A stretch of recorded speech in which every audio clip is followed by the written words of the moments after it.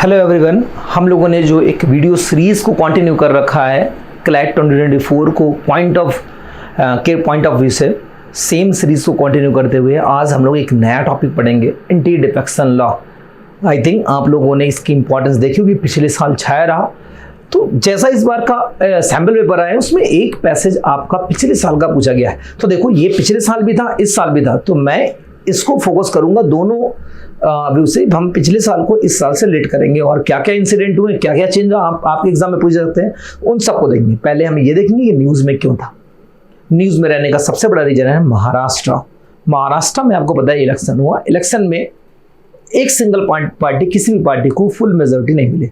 तो हुआ क्या, इसके पहले बीजेपी गवर्नमेंट थी, जस्ट इलेक्शन से पहले। गवर्नमेंट इलेक्शन के बाद जब मेजोरिटी नहीं मिली, मेजोरिटी ना मिलने के कारण तीन पार्टियां एक साथ मिल गई और इस शिवसेना ने अपनी गवर्नमेंट स्टैब्लिश कर ली with the Congress and NCP.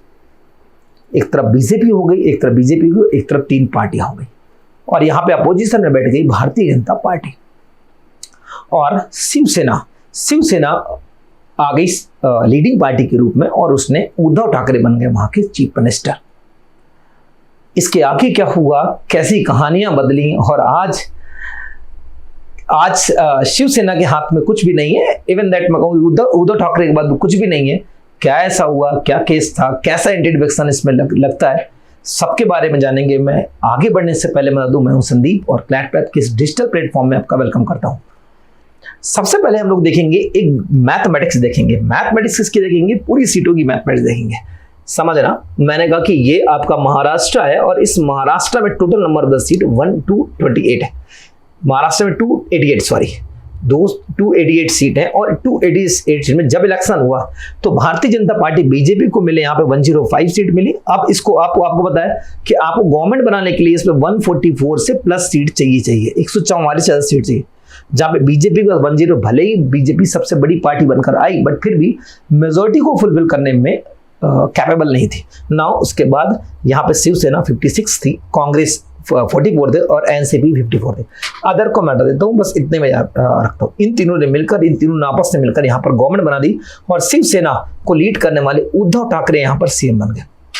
Uddhav Thackeray, तो मैं ऐसा कह सकता हूँ कि जो उद्धव ठाकरे की पार्टी थी, पार्टी का नाम था शिवसेना और इनका जो इलेक्शन सिंबल था वो कुछ जो एरो बना हुआ, ये कुछ ये था, नेम था इसका शिवसेना, कुछ ऐसा। और इसका फॉर्मेशन 1967 में किया गया था, ठीक है ना। कुछ ऐसे करके पार्टी बन यही इसको लीड करने लगी।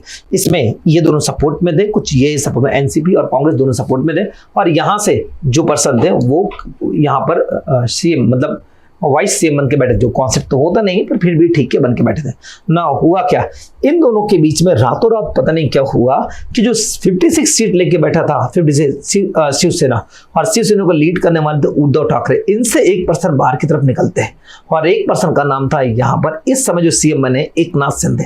तो एकनाथ शिंदे बाहर निकलते हैं और जाके ज्वाइन कर लेते हैं बीजेपी और बीजेपी ज्वाइन करने के बाद यहाँ पर इनके 40 मेंबर को ले जाकर बाहर निकल जाते हैं। अब एक बात बताओ, अगर मैं 40 मेंबर यहाँ पर जोड़ दूं तो यहाँ पर 145 हो जाएंगे और तुरंत क्या हो जाएगा, यहाँ पर जब 40 मेंबर यहाँ से निकलेंगे तो 144 का जो मैजिकल एक वो डिजिट था उस डिजिट को ये क्रॉस करेंगे।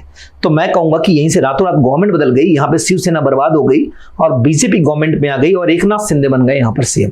तो मैं कहूंगा एकनाथ शिंदे प्लस यहाँ पर बीजेपी मिला के बन गए यहाँ पर गवर्नमेंट बना ली। एकनाथ शिंदे अलग हुए थे शिवसेना से और शिवसेना के साथ निकल के आए थे यहाँ पर टोटल 40 मेंबर, टोटल 56 मेंबर से 40 मेंबर यहाँ पर निकल के आ चुके थे। अब एक बात बताओ, जैसे यहां से निकल गया इनको ज्वाइन कर लिया, ज्वाइन करने के बाद गवर्नमेंट पूरी बदल गई ना। सुनना, इनने एकनाथ शिंदे ने क्लेम किया कि अगर यहाँ पे 40 मेंबर मेरे पास आए हैं तो जो शिवसेना है वो नाम भी मेरे साथ ही निकल गया। तो मतलब मुझे एकनाथ शिंदे ने कहा कि मुझे शिवसेना का टैगलाइन चाहिए कि मैं आज के बाद शिवसेना का ओनर बन जाऊंगा। तो शिवसेना के ओनर बनने के लिए कोर्ट में क्लेम किया गया और कहा कि जो इनका इलेक्शन सिंबल है वो भी मुझे चाहिए। बर्बाद होते हुए किसको देखा जा रहा था, उद्धव ठाकरे को। तो आप देखो बिल्कुल यही हुआ, यहाँ पर कोर्ट के पास ये बातें गई, कोर्ट ने कहा कि ये जो पूरी रिस्पॉन्सिबिलिटी होती है वो election commission of the India के पास जाती है। तो पूरी रिस्पॉन्सिबिलिटी चली गई election commission of the India के पास कि वो डिसाइड करे कि इस समय जो सिंबल है वो किसके पास रहेगा और जिस पार्टी का नाम है वो एकनाथ शिंदे के पास रहेगा या उद्धव ठाकरे के पास रहकर डिसाइड किया गया कि किसी व्यक्ति विशेष, किसी पर्टिकुलर पर्सन की पार्टी नहीं हो सकती है, तो पार्टी तो सब लोग को मिलकर होती है और जिसके पास मेजोरिटी है उसी का सब कुछ होगा। यहां से कंप्लीटली बर्बाद हो गए उद्धव ठाकरे और सब कुछ चला गया यहां पर एकनाथ शिंदे के पास। आप लोग समझ गए होंगे। लेकिन देखना यहीं पर ये चीज नहीं रुकी और यहां पर यहां पर कौन सी, यहां पर कांग्रेस, यहां पर एनसीपी थी और एनसीपी को लीड कर रहे थे शरद पवार। और इन शरद पवार से एक पर्सन फिर से सेम अलग हुए, नाम था अजीत पवार। और अजीत पवार ने रातों रात ज्वाइन कर लिया फिर से बीजेपी कहूं या ये वाले ग्रुप को ज्वाइन कर दिया। यहां से फिर से 40 मेंबर आके जुड़ गए और यहां पे अब तो मेजोरिटी से बहुत आगे निकल गए।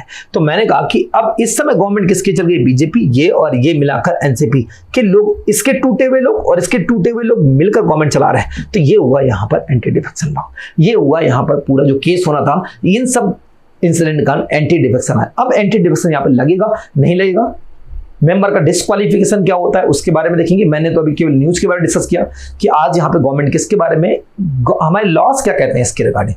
तो हम इन लॉस को डिस्कस करते हुए हम लोग आगे बढ़ेंगे। आप पूरी इसको ध्यान रखना और इन चीजों को एक बार स्क्रीनशॉट जरूर कर लेना ताकि सब चीजें याद रहे। मैं अब आता हूँ इसके लॉस में, ये सब हम लोग बाद में डिस्कस कर लेंगे। आप प्लीज इसके लॉ को समझना, लॉ क्या कहता है। देखो एक इंसिडेंट समझना, एक पर्सन नाम था यहाँ पर गयालाल 1967 की बात कर रहा हूं, बात है हरियाणा की, और हरियाणा की बात है, एक कॉन्स्टिट्यूशन थी, वो थे हसन। जो हसन था वो हसन क्या था, यहाँ पर जो कॉन्स्टिट्यूंसी थी वहां की बात कर रहा हूं।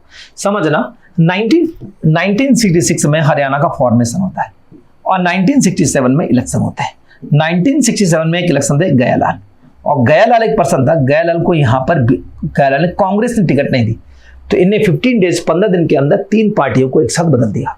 हसनपुर से ये रहने वाले, हसनपुर से ये इलेक्शन फाइट कर सकते हैं और हसनपुर से रहने वाले 3 बार पार्टी बदली और बाद में ये निर्दलीय, जिसे किसी भी पार्टी के नहीं थे, वहां से इलेक्शन फाइट किया और इलेक्शन फाइट करने के बाद उन्होंने इलेक्शन को जीता।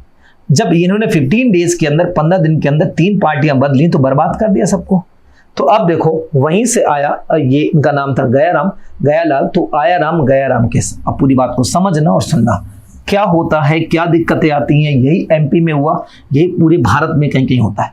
तो मैं यहाँ पे लिखूं शेड्यूल 10 की बात कर रहा हूँ और शेड्यूल जो 10 होता है उसमें आपको एंटी डिफेक्शन लिखा है, एडी लिखा है। सिंपल सा एग्जाम्पल समझना कि अगर 200 लोग किसी भी असेंबली में है, मैं जस्ट एग्जाम्पल ले रहा हूँ राजस्थान का, और 200 लोगों में से इलेक्शन जीत किया है 110, और 110 जो लोग हैं वो कांग्रेस से हैं और यहाँ पर 90 बीजेपी से।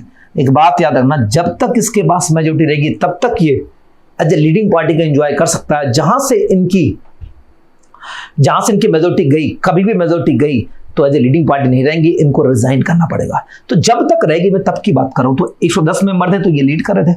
मान लो ऐसा होता, मैं 1985 के पहले की बात बता रहा हूं, ये 1985 के पहले की बात बताऊं जब नहीं आया था। मान लो ऐसा होता कि यहां से 11 पर्सन यहां पर लेफ्ट करके जाते हैं, तो पता है यहाँ पे कितने मेंबर रह जाएंगे, 99 रह जाएंगे, और यहाँ पे कितने पर्सन रह जाएंगे, यहाँ पे 101 पर्सन रह जाएंगे, 101 पर्सन रह जाएंगे।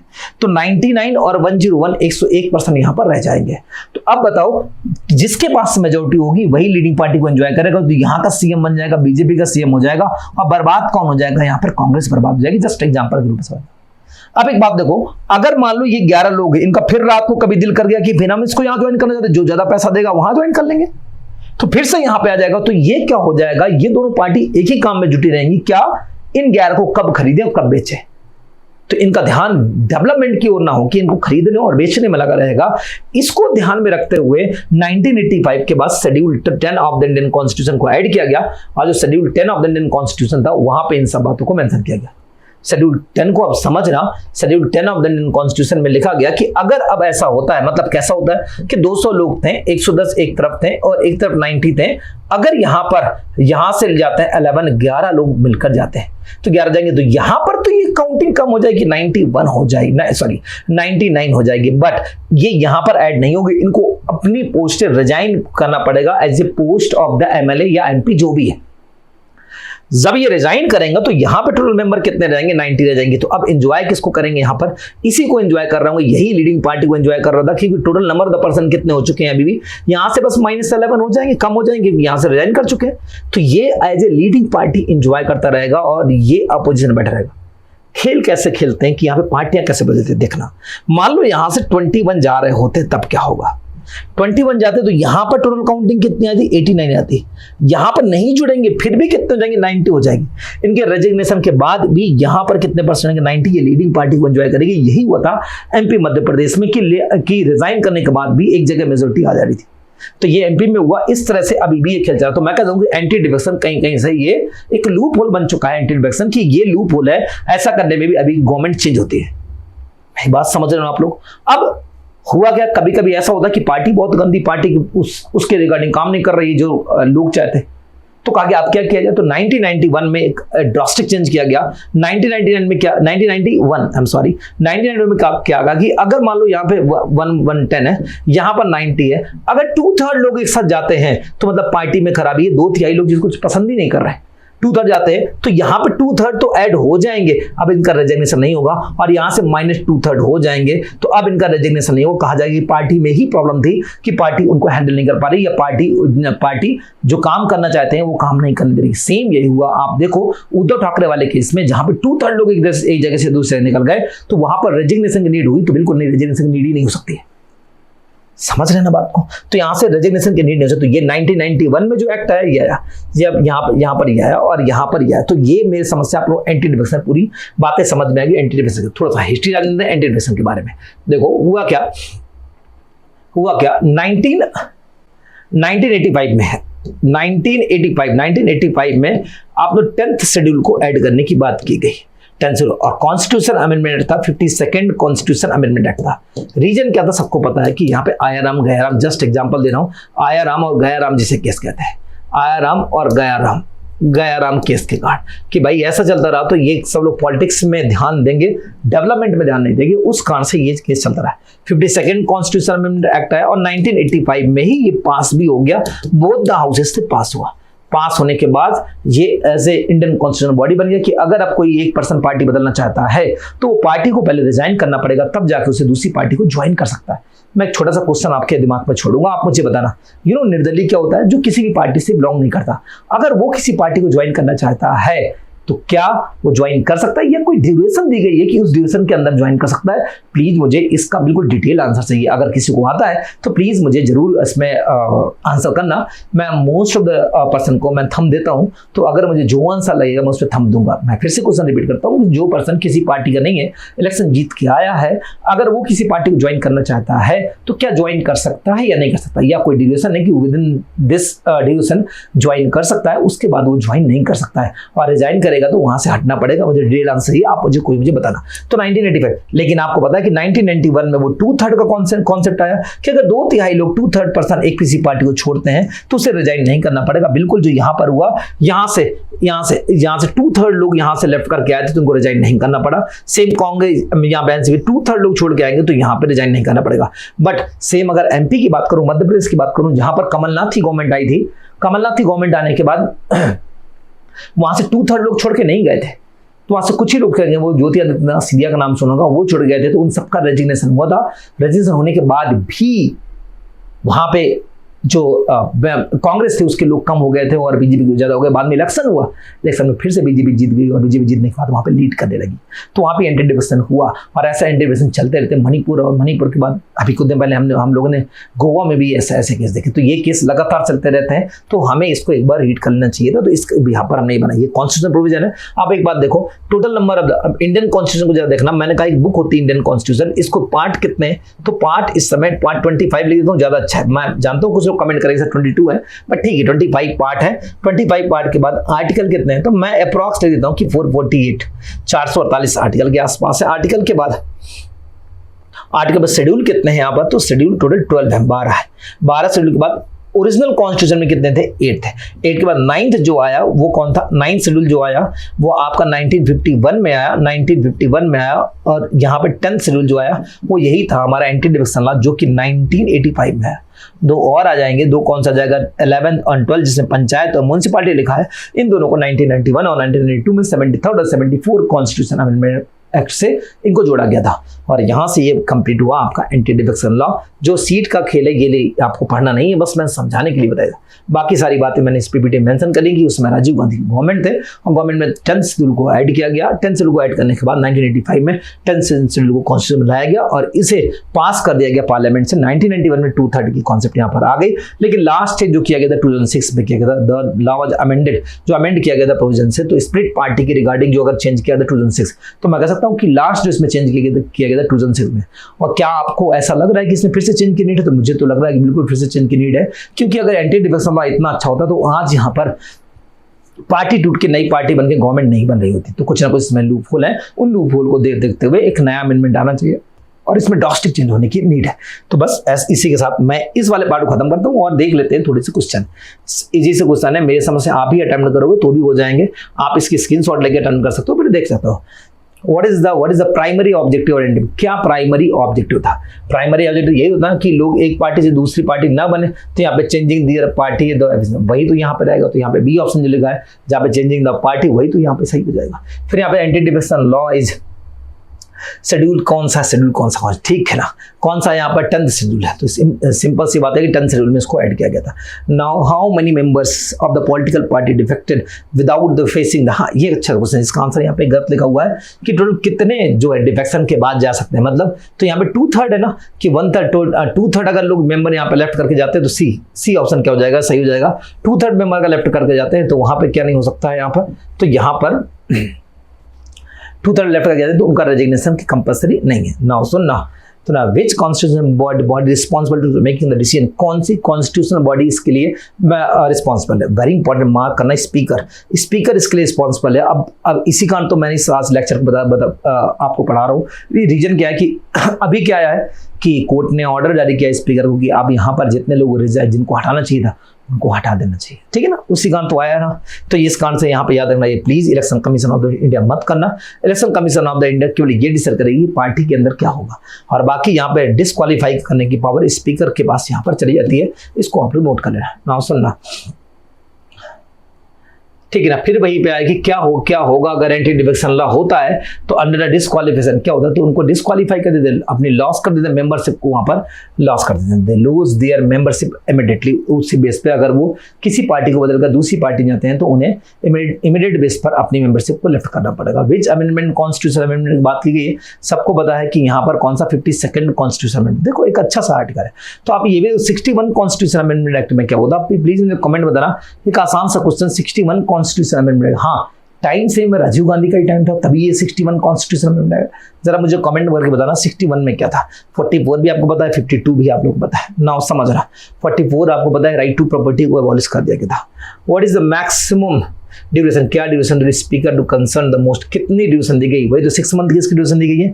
लेकिन अभी महाराष्ट्र में क्या हुआ, 12 मंथ हो चुके हैं, फिर भी यहाँ पर अभी डिस्क्वालिफिकेशन नहीं हुआ, जिस कारण से अभी न्यूज में लगातार चलता रहा है। नाउ सुनना, मतलब what type of the actions, कौन से एक्शन ले सकते हैं, can be lead by disqualification under the, किस तरह की एक्शन ले सकते हैं, ठीक ना। तो अब क्या होता है, वोटिंग अगेंस्ट, यहाँ पे देखना, voting against the other party wise, ऐसे एक्शन हो सकती है। अपने वोट मतलब अपने उसमें वोटिंग कराएंगे, वोटिंग कराने के बाद भी हटाया जा सकता है, ठीक है ना। तो ये छोटी सी बात है, इसको देख लेना, कोई ऐसा इसमें सबसे इंपॉर्टेंट बात नहीं है। लेकिन लास्ट है ना, last which of the following is not considered recognise the political party under the anti defection? कौन किसको पॉलिटिकल पार्टी नहीं मानेंगे anti defection? A party of the minimum 10% vote share in the loose the general election. देखो ये तो political party से question है, मैंने पॉलिटिकल पार्टी का ऑलरेडी एक वीडियो डाला हुआ है कि पॉलिटिकल पार्टीज के क्या क्या टर्म्स एंड कंडीशन होते हैं। तो यहाँ पे C number, a party which the minimum of the 10% vote share in the last general election, वो पॉलिटिकल पार्टी में नहीं आएगा। बस can the legislative voluntary resignation the seat without the facing the disqualification under the anti defection law. क्या ऐसा हो सकता है क्या कि जो मतलब एक पार्टी से दूसरी पार्टी में चला जाए तो भी उसको एंटी डिफेक्शन में काउंट होगा? तो बिल्कुल वही तो वही डेफिनेशन है कि हाँ, कि अगर एक पार्टी छोड़ के दूसरी पार्टी में आती है तो एंटी डिफेक्शन में काउंट होगा। तो बस ये सारी क्या थी हमारी बातें थी और ये सारे हमारी पूरी यहाँ पर कंप्लीट है। तो प्लीज़ इसको एक बार रीड कर लेना। छोटा सा आर्टिकल था, मेरी समझ से सारे आप लोग लगातार इसको कंटिन्यू देख रहे हो तो डेफिनेटली मैं कह सकता हूँ आपको फायदा होगा। मिलेंगे हम लोग नेक्स्ट लेक्चर में। Thank you so much.